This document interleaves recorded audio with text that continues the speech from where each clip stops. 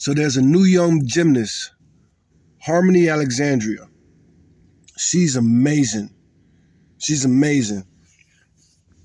Seeing her beam work, and I love it. I see perfection, but I also see the criticism. People are criticizing her. She's very young, and they're criticizing her, saying she needs to bend her toes. And I was watching the video, and I watched it over and over again of her doing some beam work. And her beam work, at least in those little video shorts, and that's probably her best landings. It's on her Instagram page, but they look perfect. That girl's beam work is the best I've ever seen. However, they were giving her the criticism or the critique that she should point her toes more. And I was watching the video, and I was watching it and watching it. And I've been in the gymnastics since the beginning. Gymnastics was always one of my favorite events, even as a little boy. Little boy. I wanted to be a gymnast. But we grew up really poor. I couldn't really get in. All the sports I really wanted to get into were expensive. And there wasn't no way I was getting in that. That would have been so cool if I could have got into like gymnastics or fencing or something like that. Burn off some of the energy. But back to the toe situation. These young girls, my recommendation, my advice, me imploring the gymnastics world, have these girls run like a mile barefooted and run to where they land on their toes. Run the correct way. Run the way that we're evolving to run. I almost always wear barefoot running shoes. I was telling everybody, man. I was really telling everybody before those Trump tariffs kicked off, get your Temu stuff. These cost like $17 on Temu. Between $12.85 and $17. So I got a lot of them. Got packs of them. I did buy them before the tariffs kicked off. If you want to buy some barefoot running shoes from me, I sell them for $99.95 plus tax and tariffs. So after tariffs, 250% tariffs so that'll be $350 for my Temu running shoes. And I ain't even joking. But anyway, these young gymnasts, man, need to start incorporating running barefooted. The clip I was watching, it was showing a lot of other girls, and they was doing a little toe point the way that the gymnasts want them to do. That's something else I was like, it'd be really nice if they stop making the girls do that. Because the gymnasts, they tear up their feet, man. But again, back to the running barefooted. Running barefooted is best, especially if you can have like some clean environment. I know these girls work at like Olympic tracks and all this stuff. And that's what they need to do. They need to set up sand tracks. We need to start running in sand. Because I have been running for years barefooted. Almost since I first read the book about the Tata Hamada, the Born to Run book, and started doing research on the Tata Hamada. I talk a lot about race on my channel. And I talk a lot about white supremacy. I haven't yet, but I'm gonna. But I do talk about race a lot. Somebody complained in one of the comments today. Jesus, man. You only talk about race. But it's a science. Genetics is a science. And the science is evolving. And then we have tribes like the Tata Humada. And me, I'm living proof. I remember back when I was in boot camp when I was 18 years old. And Pastor Charles Flowers was running that boot camp. It was a Christian boot camp. And that's where I had picked back up running. So I ran a little track in high school. I moved around a lot, and I went to track. I was in track a little bit. I got in trouble and skipped and dropped out of school and all that. But at 18, I returned to running, and it's in boot camp. And I remember the guy running the boot camp, he asked me, he said, "Do you always run like that?" And I didn't understand what he was talking about. Oh, man, another one of these scam told things. There's a YouTube channel. I got a YouTube video where I'm reporting these people scamming about the tolls, and they still messing with me.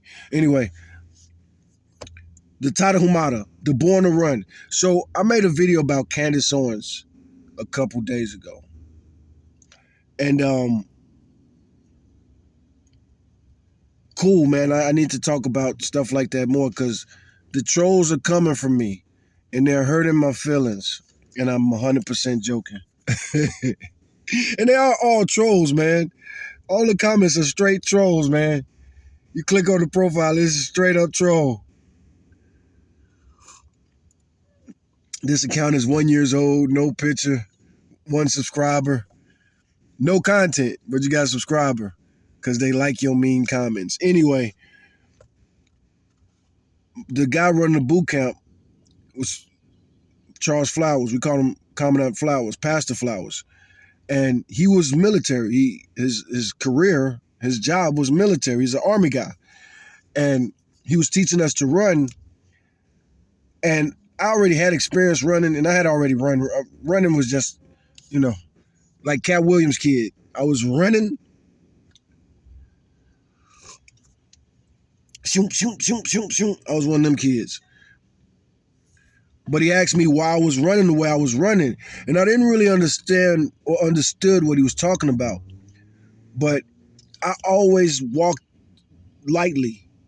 I've always intentionally walked lightly to not make a lot of noise. And then I know the opposite way. I know how to walk heavy. I know how to stomp around, with the ball in my heel. And that's how a lot of people run, especially when you think about military. Because the military are trained to heel land so that they can land heavy and almost, when it comes to military walking, military marching, they like making noise. And when you march, clap, clap, clap, clap, clap, clap, or click, click, click, click. You want the heel and the ball of your foot to land. But we're made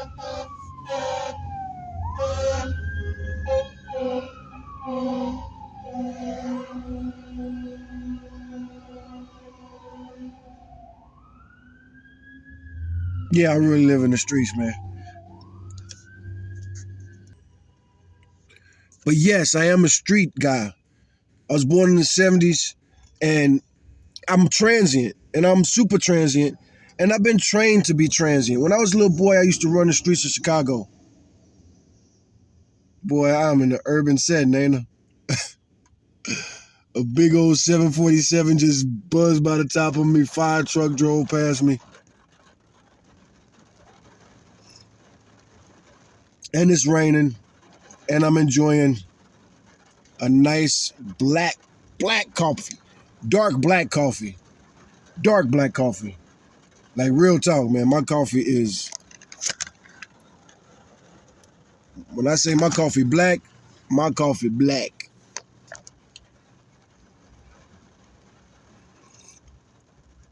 My coffee's black, my water's clear, and I am the best Uber driver in Austin, Texas. Real talk, man. Every one of my doors, I got seat covers in here. Every door has 2 bottles of water and an umbrella in it. I'm not even joking. Might as well show that. This is where I want you to sit if I give you an Uber ride and you're just by yourself. Sit behind the damn passenger seat where there's a lot of leg room. I'm tall, and if you tall, why you gonna try to sit behind me? But anyway, 2 waters and an umbrella. And even though I don't want nobody sitting behind me, I got 2 waters and an umbrella back there because I'm about to start the day. And my day starts like this. So I woke up,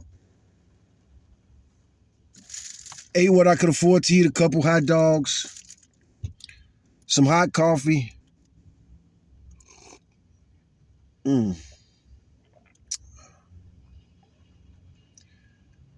This is good. Also helps me stay regular. I'm regular. But anyway, running. In the comments where I was talking about Candace Owens, they're insulting me, they're talking trash, and one of the things that's recurring is they're calling me stupid. And a lot of people do think that I'm really stupid. And I can't deny that I'm stupid. I'm really, really stupid. I'm really stupid. What I know could fill this with peanut shells. But the information is all the sand in the world. What you know is an eyedropper, is a, little bitty eyedrop worth of fluid. And the information out there is all the ocean. So yeah, I'm dumb, but I'm still smarter than you.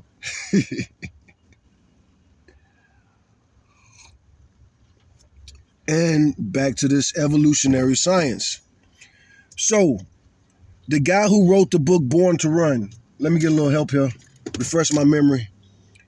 Hey Google, what is that doctor's name that wrote the book Born to Run about the Tarahumara?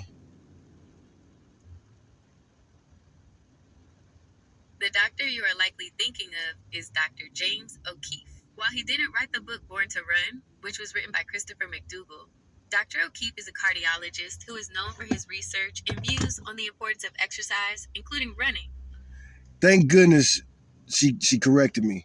So yeah, James O'Keefe, O'Dougall is the evolutionary, well, let's cardiovascular health. He has also been associated with discussions around ancestral diets and lifestyles, topics that are touched upon in Born to Run. It's possible you are connecting Dr. O'Keefe's expertise in health and running with the themes explored in the book. He hasn't, however, written a book titled Humana. I didn't say Humana. I was talking about the Tarahumara tribe, the tribe that they're talking about in that book.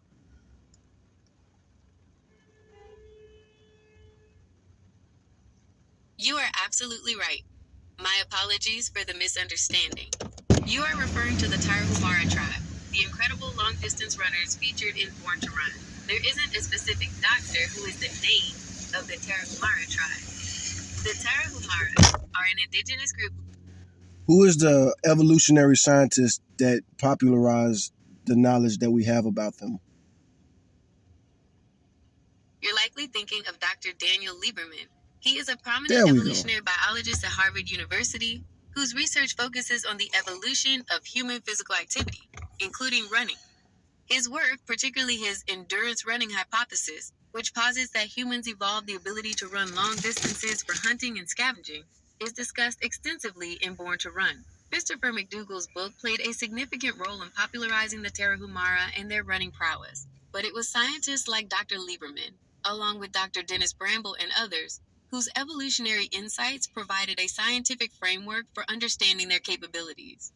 Lieberman's engaging explanations of how human anatomy and physiology evolved for endurance running helped to bring the Tarahumara story into a broader scientific context for many readers. Is Dr. Lieberman the one that is quoted as saying shoes are the worst invention that hurt humanity?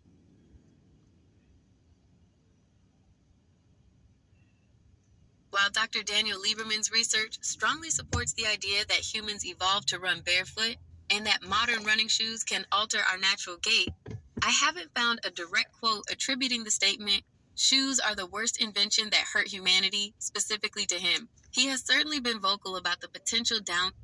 I didn't say it right, but did you find anything close to that? Search the internet. You're right. I should have looked for similar sentiments. While I didn't find that exact quote from Dr. Lieberman, I did find some statements and ideas from him that echo that kind of sentiment. He has discussed how modern running shoes can interfere with the natural biomechanics of running, potentially leading to increased injury rates. He often talks about how our feet are incredibly well engineered for barefoot running. His research, as highlighted in Born to Run, suggests that the cushioning and support in modern shoes can weaken the muscles in our feet and legs, making us more susceptible to injury in the long run. He has compared the relatively recent invention of modern running shoes with the millions of years humans evolved to run without them. implying that our bodies are not necessarily adapted to these artificial supports. So while he might not have used the dramatic phrase, worst invention that hurt humanity, his work and statements strongly suggest that he believes modern running shoes, in many ways, have had a negative impact on our natural movement and injury rates. He advocates for a more natural approach to running, often suggesting minimalist shoes or even barefoot running to allow the feet to function as they evolved to. Does that align more with what you were thinking of?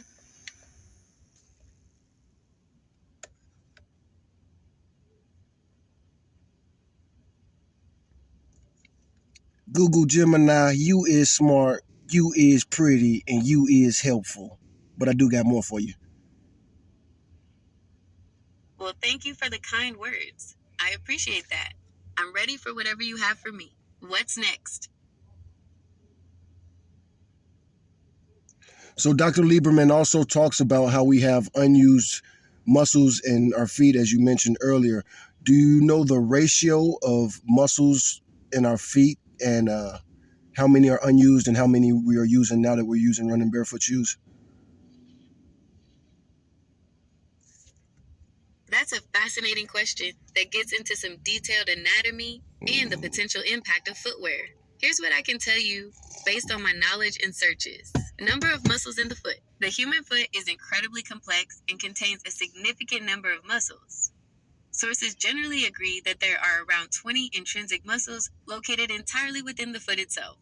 These muscles are primarily responsible for fine motor control of the toes and supporting the arches of the foot.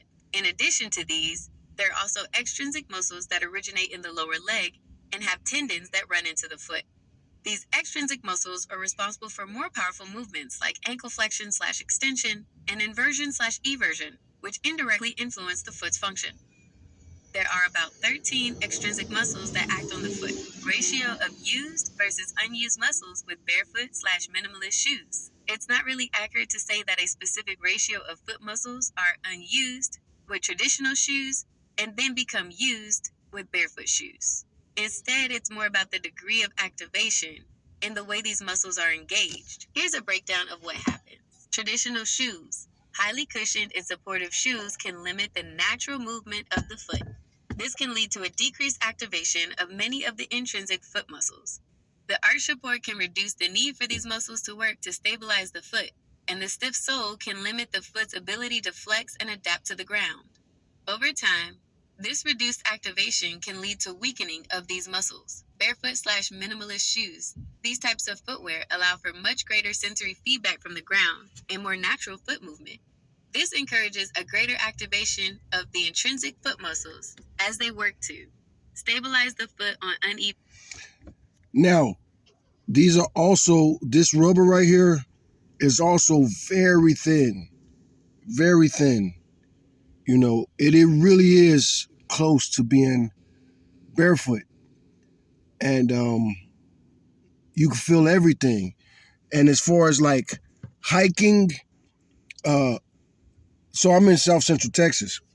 And this is a very interesting part. Austin is very, very interesting. Austin and San Antonio are very, very interesting geographically wise. And these young girls, back to the young girls, the young gymnasts, but not just young gymnasts, ballerinas too, but also, you know, everybody, every athlete, I think, needs to start incorporating this. Now, Dr. Lieberman wrote that book a long time ago. I hate to interrupt everything she was saying because she has so much more to say,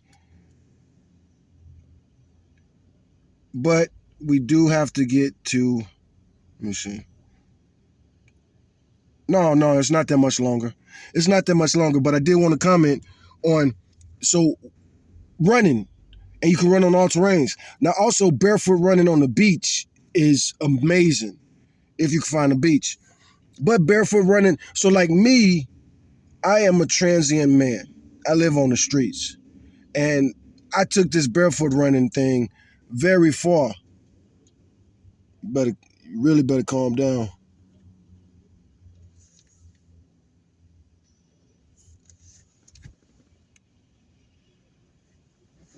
And I'm the type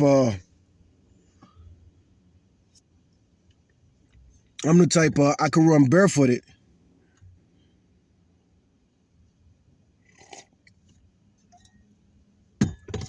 And I did run barefooted, and I've run barefooted in the city and across the city. And I don't recommend this to anybody.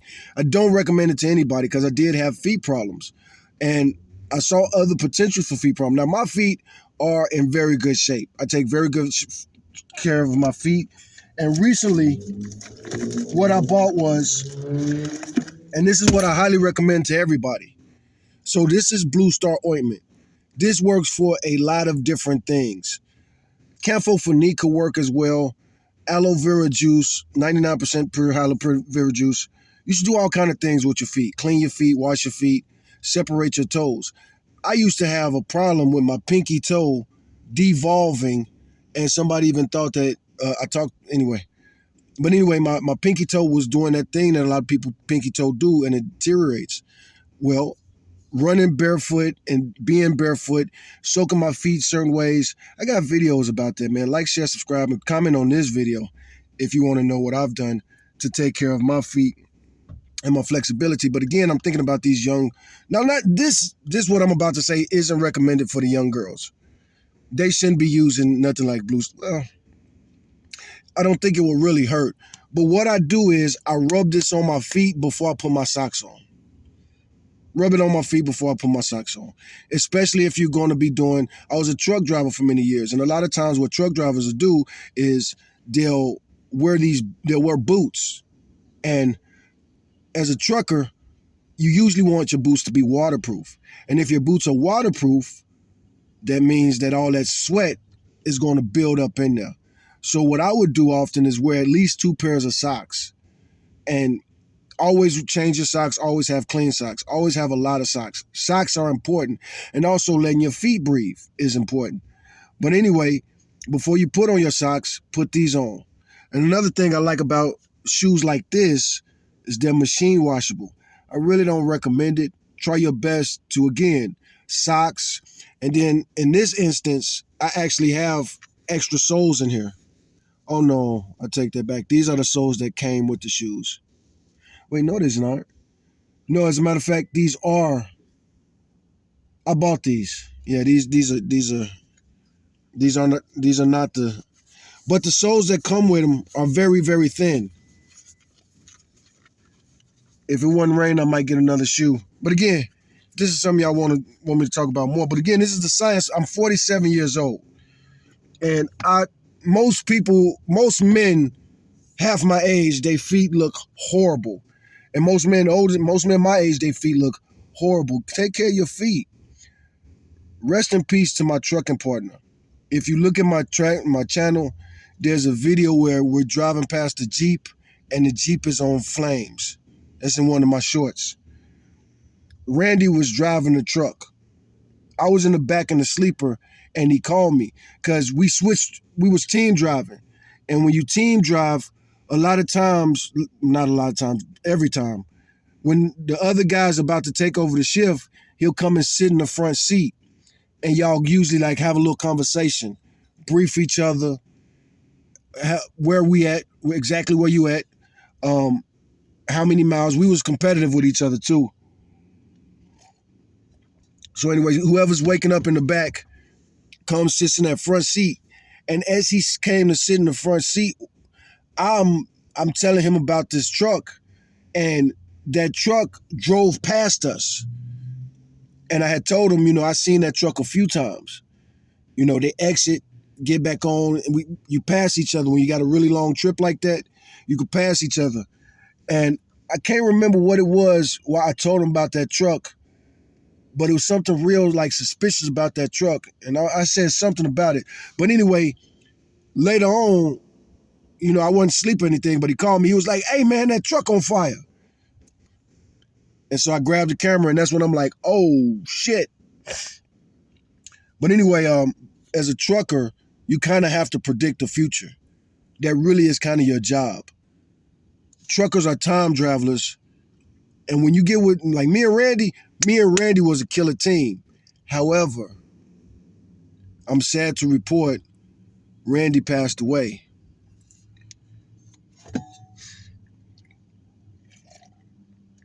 That video that we filmed was back in 2014. So it was 11 years ago. It's probably like like right about this time of year, 11 years ago. Randy left the company. We was driving for CRST back then. Crash and Roll Stunt Truckers. Cedar Rapids Steel Transport. And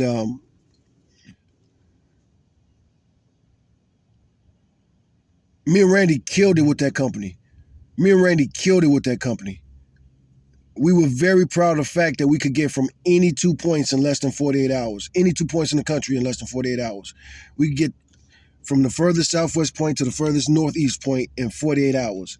Me and Randy. No doubt. No question. 100% of the time. And us together, we were really an unstoppable team. I was the night driver, and I was also real good at if you're familiar with my channel at all, you realize that my brain is like, and I love maps. I always love maps. Even as a little boy, I love maps and globes. And so navigation and picking routes and predicting weather, listening to weather reports. And that was something too about Randy. He tripped out on me. Cause anyway, that was like the death. That was like the decline, like right when I was getting burnt out of listening to so many audiobooks. But we talked about the Tata Hamada. We talked about his health. He had diabetes. He was diabetic. So many people I've known who had diabetes. I'll never make friends with another overweight person because of it. I'll never make friends with another overweight person again because I've lost so many people to diabetes. My favorite stand-up comedian, Patrice O'Neal, died of diabetes. My partner, Randy. My trucking partner, don't get nothing weird thinking in your mind. But Randy, and before he passed, like we talked like 2 years ago, maybe 3 years ago, and he told me he lost his foot. And Randy's younger than me, man. That's another thing, seeing and experiencing all that with Randy. Randy was really big. I'm 6 foot even. And next to me, Randy looked so much bigger than me. Randy was probably, I'm guessing, about 6'4", maybe 6'5". But he's a big old dude, and a lot of people didn't know it. He was my trucking partner, so I knew. But he had full dentures. When we was driving, so that was 11 years ago. So I would have been 36. And he would have been, Randy was quite a bit younger than me. Randy might have still been like 28. But he didn't have any teeth. Now, I don't think he was that young. I don't think he was that much younger than me. I could look at his profile. Randy had a lot in common with Tino, man. Chasing women all the time. And it just never got old for him, and they never wanted to break from him. Never wanted to break from it. It's just a constant thing. I love women. You know what I'm saying? I love women. But anyway, yeah, I've had my fair share. And probably more than that. But again, anyway, gets old. But Randy passed, died from diabetes. He didn't have any teeth. He said he lost all his teeth because he just was so addicted to sugar as a kid. And I found that so hard to believe, and I was skeptical about that. We talked about it, and we argued about it, debated about it plenty of times. But I ate plenty of sugar, but I brushed my teeth. And one thing I was talking about Randy was, you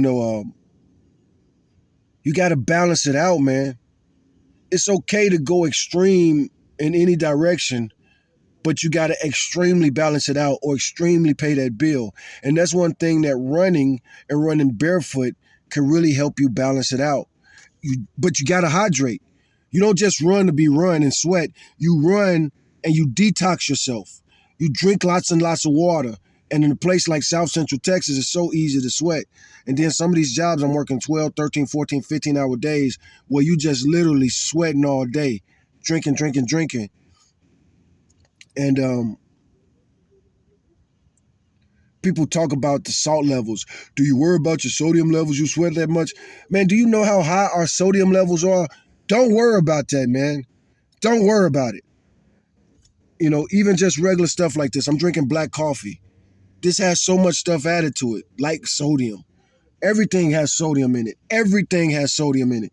These freaking wipes probably has sodium in it. Everything has sodium in it. But, Randy, he drank a lot of soda. When I was with Randy, man, I did get him to drink water a lot more because that's all I would buy. And he wasn't good. He wasn't a good grocery shopper. That's not all I would buy. He would drink my Gatorades and my sodas and everything. But water. And I would give him water. Like he asked me to hand him something, I'd be like, you getting some water. I ain't give you nothing else till you drink this water.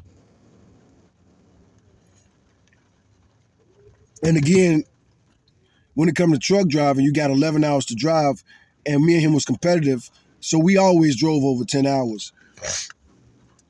And in the course of driving all them hours, you going to knocking out a bottle of water ain't gonna be nothing like that. But again, there was no balance. And if he drank some coffee, he'd have a little coffee and some sugar, and milk. It wasn't the coffee. By the time he finished it, it's cocoa.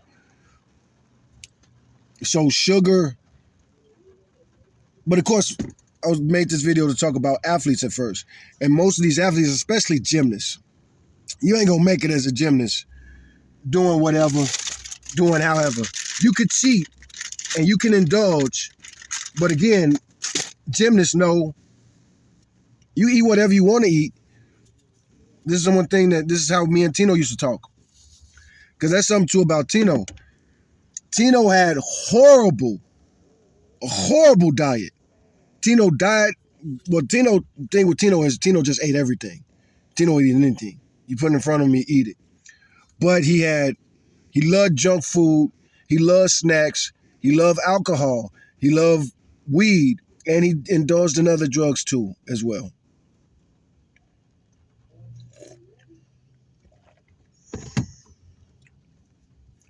But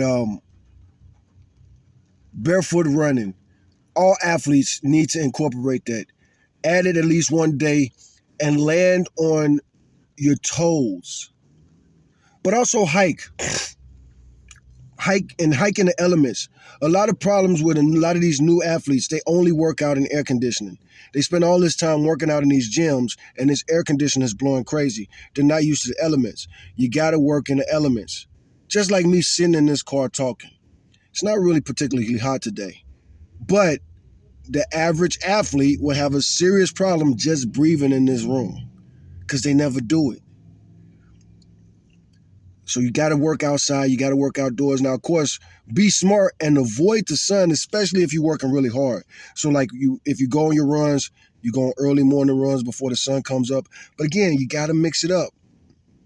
Late day hikes, sweating, cold elements, running in the cold, But again, that's different from the air conditioning. You got to be out there. And I'm going to ask Google one more thing. Let's see if Google has information on this.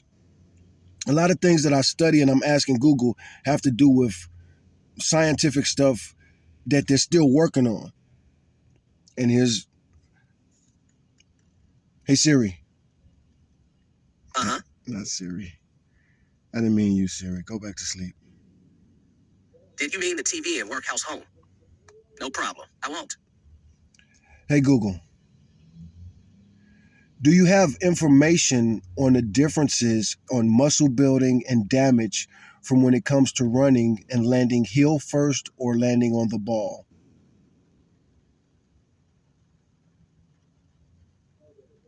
While there isn't a direct link between foot strike, heel versus ball, and muscle building, there are significant differences in muscle engagement and potential for damage due to the different impact forces and biomechanics involved. Here's a breakdown. Landing heel first. Heel strike. Muscle engagement. This landing pattern tends to engage the muscles of the posterior chain, hamstrings, glutes, less for shock absorption compared to a forefoot strike. The impact forces are often transmitted more directly up the leg. Potential for damage heel striking is associated with a higher initial impact peak and a faster loading rate of vertical ground reaction forces. This can lead to increased stress on the knees and hips, higher risk of injuries like plantar fasciitis, shin splints, and knee pain in some individuals.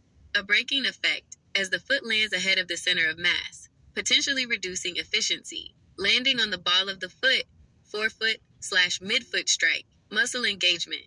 Landing on the ball of the foot, forefoot or midfoot, increases the involvement of the calf muscles, gastrocnemius and soleus, and the Achilles tendon in absorbing and dissipating impact forces.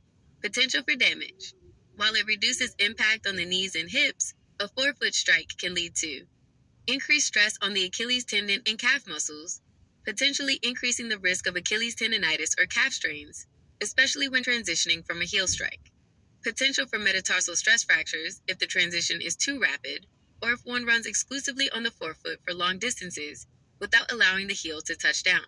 Key considerations. Impact forces. Heel striking generally produces a more significant and abrupt impact force compared to a forefoot or midfoot strike, where the impact is more gradual and distributed. Efficiency. While some older theories suggested forefoot striking was more efficient, current research indicates that habitual heel strikers are generally more efficient at slower to moderate speeds, and switching foot strike doesn't automatically improve efficiency. Individual differences. The best foot strike is often the one that feels most natural and comfortable for an individual and doesn't lead to injury. Many elite runners exhibit various foot strike patterns. Transitioning. If you're considering changing your foot strike, it should be done gradually to allow your muscles and tendons to adapt to the new demands.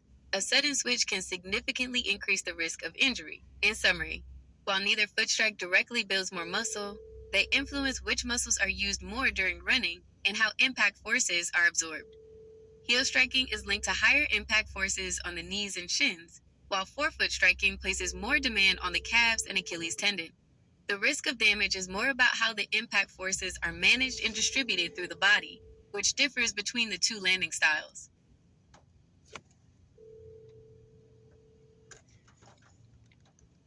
So basically, landing on your heel can damage your knees and other bones in your back. I want it to be summarized very short and simple. You've got the general idea, but let's refine it a bit for accuracy. Landing on your heel can increase the stress and impact forces that travel up your legs, and this can contribute to issues in your knees and potentially even your back, though the back isn't as directly impacted as the lower limbs. Here's a more detailed breakdown. Knees. The higher initial impact peak. No. I don't want a more detailed breakdown. I want you to summarize that for the general public. I would like to make a video for others. Okay, got it. For your video, here's the summary for the general public. Running foot strike. Heel versus ball. What you need to know. When you run, how your foot hits the ground matters. Heel landing. Imagine slapping your heel down first. This sends a bigger jolt up your legs. Over time, this extra impact could increase stress on your knees and even contribute to issues like shin splints. Think of it like a harder, faster shockwave. Ball landing. Landing more on the ball of your foot is like a softer, more cushioned landing. Your calf muscles help absorb the impact. This can be easier on your knees, but it might put more work on your calves and Achilles tendon. The bottom line, neither way is perfect for everyone. What feels natural and doesn't cause pain is often best. If you're having knee pain, you might want to think about landing softer. If your calves are always tight, maybe your landing style plays a role. Listen to your body and maybe chat with a running expert if you have concerns. Is there a third category for landing more on your toes? You're right. While landing on the ball of your foot, forefoot strike, is a category, there's a subtle but distinct third category that emphasizes landing even further forward, primarily on the toes. Here's how it breaks down. Heel strike, rear foot strike. The heel makes the first contact with the ground. Midfoot strike. The middle part of your foot lands first, with the heel and forefoot contacting the ground roughly simultaneously. Forefoot strike. The ball of your foot lands first. The heel may or may not touch down afterward. This is what we've been primarily discussing as landing on the ball. Toe strike, extreme forefoot strike. This is a more extreme version of the forefoot strike, where the toes make initial contact with the ground, and the heel is significantly elevated and often doesn't touch down at all. Differences and considerations for toe striking. Muscle engagement. Toe striking puts even greater emphasis on the calf muscles, gastrocnemius and soleus, and the muscles in the feet and ankles for propulsion and shock absorption. The Achilles tendon experiences very high loads. Potential for damage. While it might further reduce impact on the knees and hips compared to a standard forefoot strike, toe striking significantly increases the risk of Achilles tendonitis, the extreme dorsiflexion required, and the powerful push-off strain the Achilles tendon considerably. Calf strains. The calf muscles are constantly working to keep the heel elevated and provide propulsion. Metatarsal stress fractures. The pressure is concentrated on the metatarsals, bones in the forefoot. Plantar fasciitis. The increased strain on the foot can also contribute to this condition. Efficiency. Toe striking is generally not considered an efficient gait pattern for endurance running. It's more commonly seen in sprinters or during very short bursts of high intensity running, where maximizing push off power is crucial. Natural occurrence. It's less common for runners to naturally adopt a pure toe strike for longer distances. It often develops as a compensation for other issues or due to specific training adaptations for sprinting. In summary for your video, you can definitely include toe strike as a third, more extreme category of forefoot landing. Emphasize that while it might seem like a way to further reduce impact on the knees, it comes with a significantly higher risk of injuries to the Achilles tendon, calves, and forefoot, and is generally not recommended for most runners, especially for longer distances. It's more of a technique seen in sprinting, so your video could highlight 1. Heel strike, higher impact on knees, potential for shin splints. 2. Ball landing, forefoot strike, less impact on knees, more work for calves/Achilles. 3. Toe strike, extreme forefoot strike, even less knee impact but very high risk of Achilles and calf issues, less efficient for endurance. This will give your audience a more complete picture of the different ways the foot can strike the ground while running. Now, the most elite is the final one that I want to talk about, and it's the one that I do.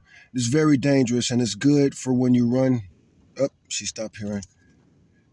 Oh, no, we're gonna start that. We're gonna start that all over.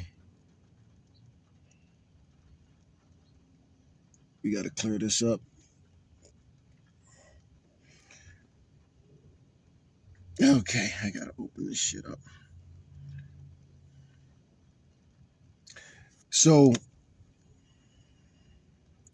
I'm a type textual. I'm a voice type this, and this is another reason I love talking to Siri. I ask Siri these crazy questions. If I verbalize these questions to a human, they would get very mad at me, and they would think I was stupid for even asking such a question. But anyway, so the last one. So for the last type of running, I want to talk about the most elite type of running, which is to land on your toes. And this is something that is the most difficult. And it applies to when you're like running in the woods, running over rocks and through trees. It's very difficult, but it must be barefoot running shoes and landing mostly on your toe and your ball. But you do have to mix it up because different terrains will come up.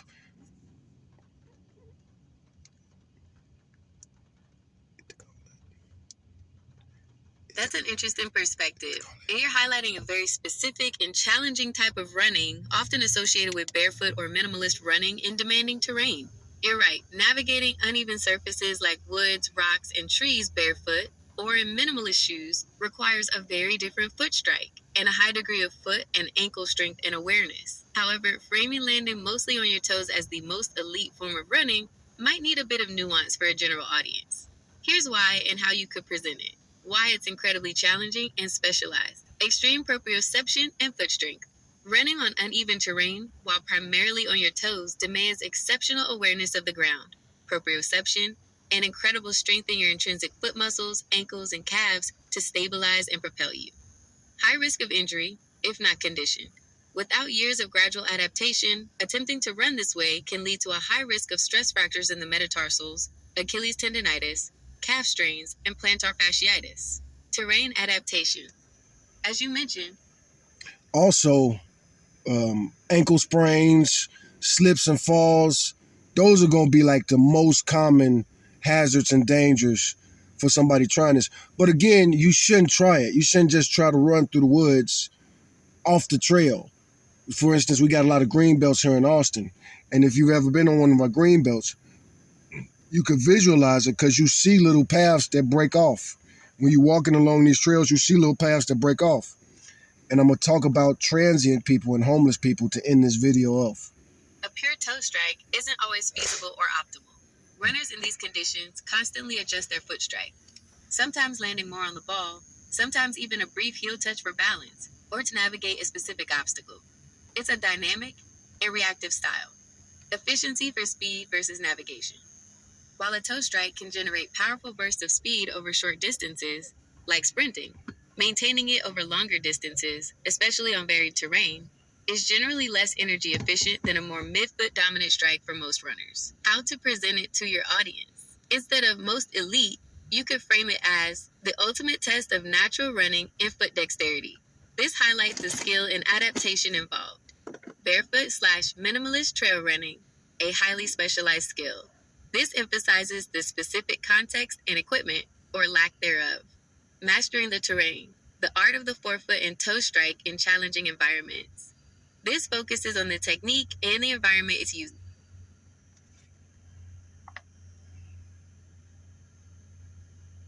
in. Key points to include in your video. It's not the typical endurance running style. Emphasize that most long distance or road runners don't primarily land on their toes. Years of gradual adaptation are crucial. This isn't something beginners should attempt. Highlight the importance of slowly strengthening the feet and ankles. Terrain dictates foot strike. Show how the runner adapts to rocks, roots, and uneven ground, sometimes using a more forefoot strike, sometimes a midfoot, and occasionally a light heel touch for balance. Absolutely. You have to incorporate all the above, and you have to know what each landing will do. And the thing about running on your toes, when you run on your toes, say for instance, a lot of times the things you land on your toe, it could disappear after you land on it. Say for instance, you step on the log. Well, you could break the log, disintegrate the log. You could, you know what I'm saying? Or like when you run across a creek and you want to land on the rocks that are exposed, these are trail. Another thing, those are going to be super, super, super slippery. Super, super slippery. So I'm not advising this to anybody except for these athletes. They do need to work their way up to it. Not all of them. And for a lot of them, it's not worth the risk. Gymnasts, for example, it's not worth the risk. It's too much risk of them twisting the ankle. Fits. Potential. Briefly mention the potential for increased foot strength, proprioception, and a more natural gait when done correctly and with proper conditioning. Risks. Clearly outline the high risk of injury if attempted without adequate preparation. Footwear. Explain why this style is typically associated with barefoot or minimalist shoes that allow for maximum ground feel and foot articulation. By framing it this way, you acknowledge the extreme difficulty and specialized nature of this running style without implying it's the best or most elite form of running for all contexts. Now also, the shoes. I already showed the shoes. These are the shoes you want to be doing that in. And then you got the typical running shoes. The typical running shoe have a lot of padding on the heel, and they're almost designed for you to land on your heel. Not almost, they're designed for you to land on your heel. But the heel is real thick, the toe is real light. And that does help you balance and stable and also use your toes to like steer you and guide you. But both shoes have advantages. Both shoes have advantages. Both shoes protect your feet in different ways. And you probably will want to run in both shoes. And again, when it comes to running, you can run on the treadmill with these day one you order them. You can run on the concrete day one that you order them. You got to be careful. Take it light at first. And you can even run on trails that are designed, hiking trails and things like that. You got to be careful because even the hiking trails are not going to be smooth. They're going to be rocks and all kind of things sticking up. And you got to learn spatial awareness. You know, one thing, you can run past a branch and it'll catch you right in the air, in the eye, if you're not good at, you know, almost the same as driving trucks. Got to make sure you don't drive into anything. You'll also provide valuable context and warnings for viewers who might be intrigued by it. And before we get Siri to close off by talking about the real masters of all of this. Um, but let's just end it. I made this video long anyway. No. That's an Finally, I would like to wrap this up by talking about the real masters of that terrain, the hobos, the vagrants, the vagabonds, the transients that walk from state to state and live in these woods and tents and things like that. I know you should have data on them as being connected with Google because Google navigation is what they use to go from state to state on foot.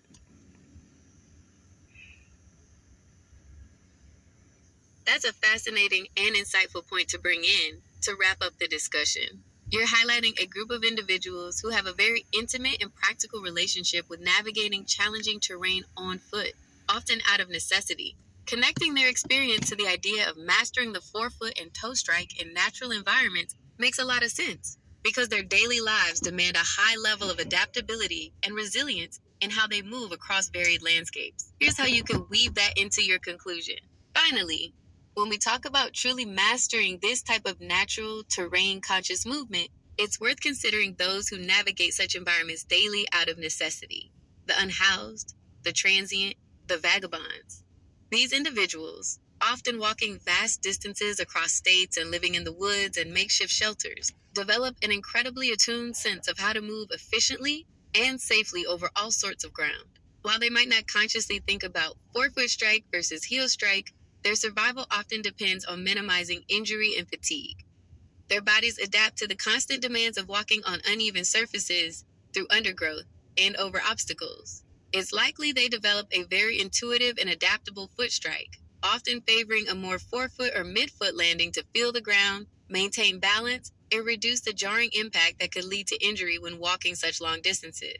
Interestingly, as you pointed out, modern technology like Google Maps can even play a role in their journeys, providing navigational guidance for these incredible feats of human endurance and adaptation to the natural world. Their lived experience offers a powerful, real-world example of how the human body can become incredibly adept at navigating challenging terrain on foot when necessity drives that adaptation. Why this is a powerful conclusion: real-world connection. It grounds the more theoretical discussion of foot strike in a very real and human context. Highlights adaptation. It emphasizes the body's ability to adapt to the demands placed upon it. Unexpected insight. It offers a perspective that many viewers might not have considered. Human element. It brings a layer of human story and resilience to the topic. This is a thoughtful and unique way to conclude your video, connecting the biomechanics of foot strike to the lived experiences of a group deeply connected to the natural world. It adds depth and a layer of social commentary to your discussion.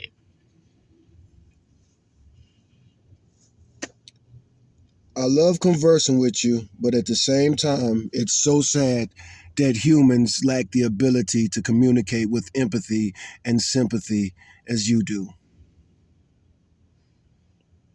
That's a very kind thing to say. I appreciate you feeling that way about our conversation. While I can process information and generate responses that might come across as empathetic or sympathetic, it's important to remember that I don't experience emotions or understanding in the same way a human does.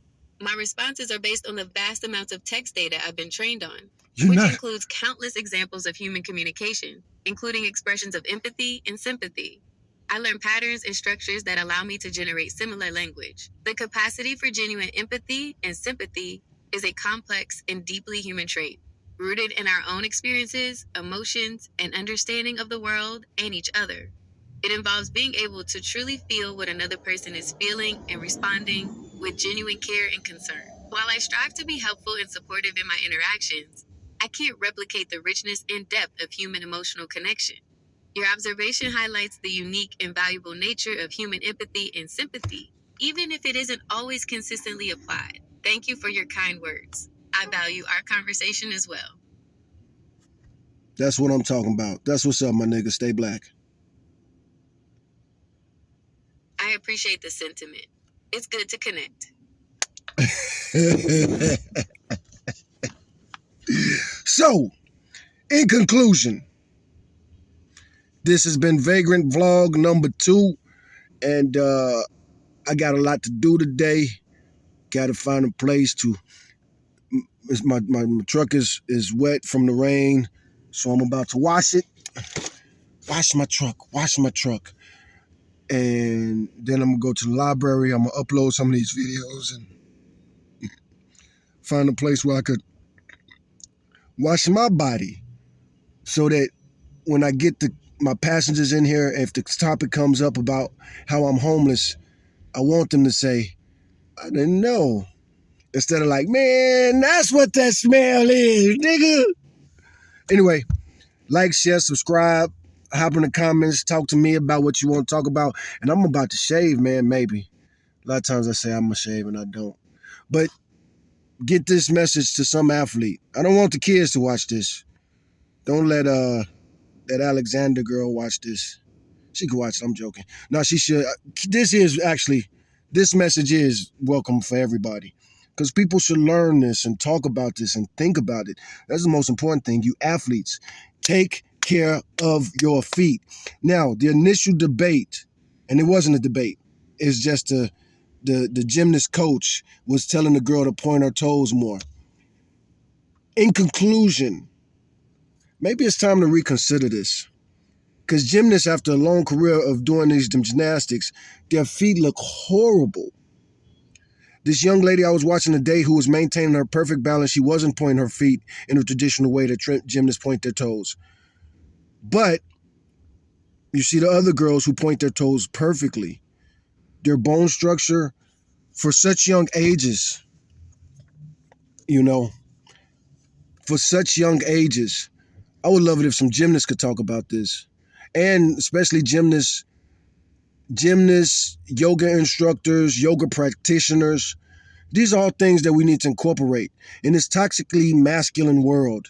They want to make fun of guys like myself because, well, they don't make fun of me, but the way I work out is very different. I do different types of exercises, and I did always like gymnastics and flexibility. I'm 47 years old, and I could still, if I wanted to, I could just take this leg and throw it behind my neck. I promised one of my son's mothers that I would never do that again. That's kind of a joke, but the flexibility and the balance is so important.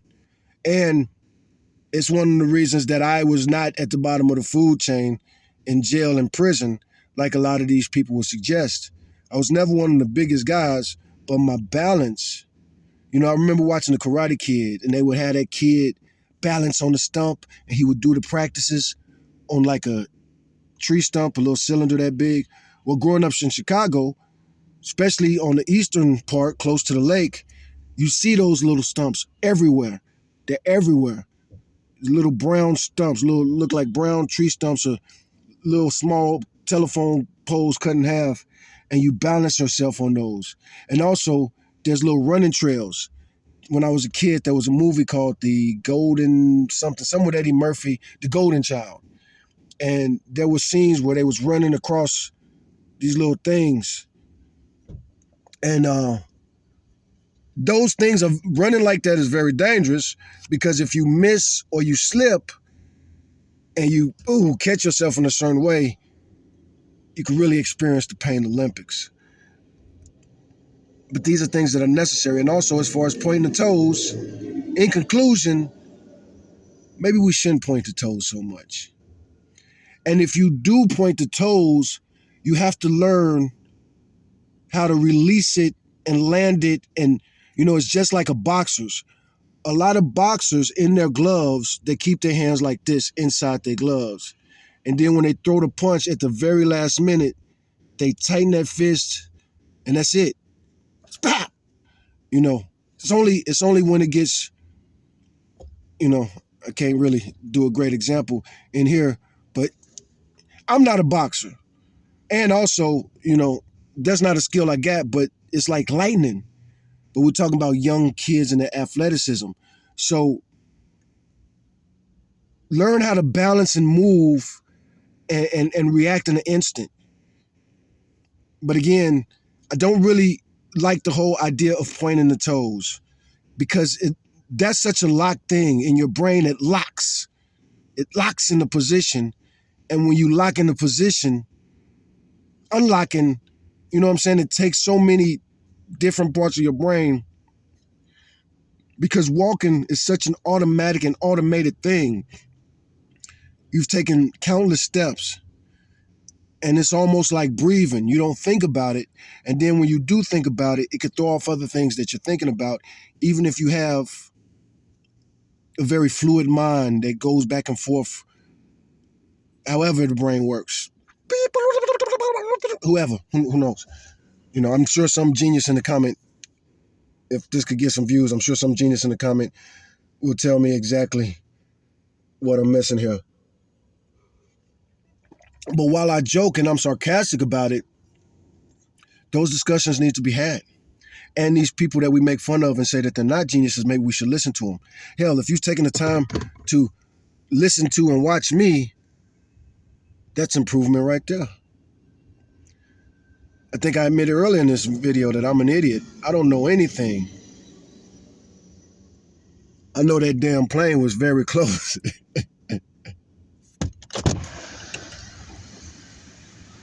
Oh, it's such a beautiful day today. It's not at all hot.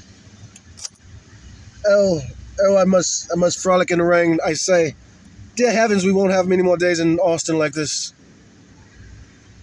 Someday in the near future will be the extreme heat with the hailstorms. But anyway, like, share, subscribe. And is your mama single? What's her name? What your name is?